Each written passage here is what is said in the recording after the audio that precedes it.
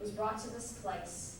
There's over 900 of them, one right here in your community, of a Children's Advocacy Center. And it's a Children's Advocacy Center that has me standing here before you today, allowing me to stand here carrying no shame or stigma about what happened to me as a young child because of the events that played out in ACAC. When I was 13 years old, end of 6th grade, my little 11-year-old sister was walking up the street with me, and she said something I will never forget. She said the words, "Brian's gross." Brian's that teenage cousin that's been abusing me for nearly 2 years. She didn't have to say anything else. I immediately looked at her and said, "He's doing it to you too." For the next 4 hours, she's disclosing to me the abuse that my cousin Brian had been doing to her at holidays, other family gatherings, when in a room of 45 other people, nobody knew what was going on in the room next door. So when we were brought to the Children's Advocacy Center, I walked in that day.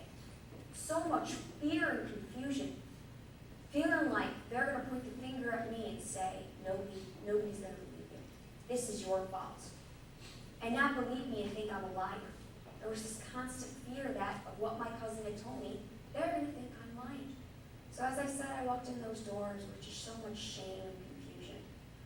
Walked in, was led down this long hallway where stuffed animals were all over the ground.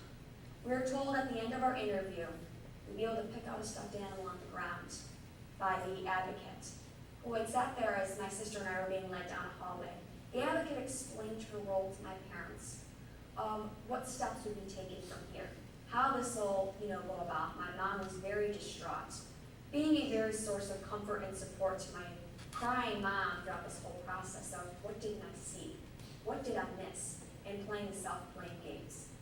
So it was on April 30th, 1998, 13 years old, I was led to this little blue room, sitting at this little blue table, and as I said, was so afraid that they would not believe me.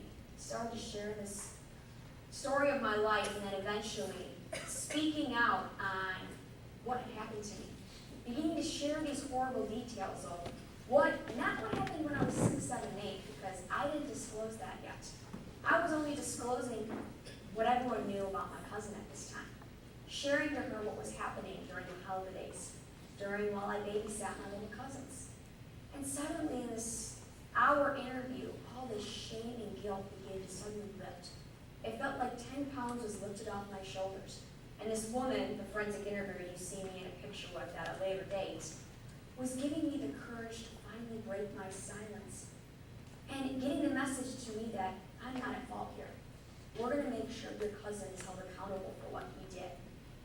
And all of a sudden started to find this new confidence in myself of, I'm not this bad person. I didn't do something wrong. And as I walked out of that interview room, my sister and I were each given, as I said, a stuffed animal to pick out. I picked out this little teddy bear. And as we left that day and pulled out of the parking lot, I made a promise to myself, looking back at the center, saying, someday I'm going to come back there and thank these people for what they did for me. Let them know that finding them being heard, finally it's not just being kept locked away in a little pink diary.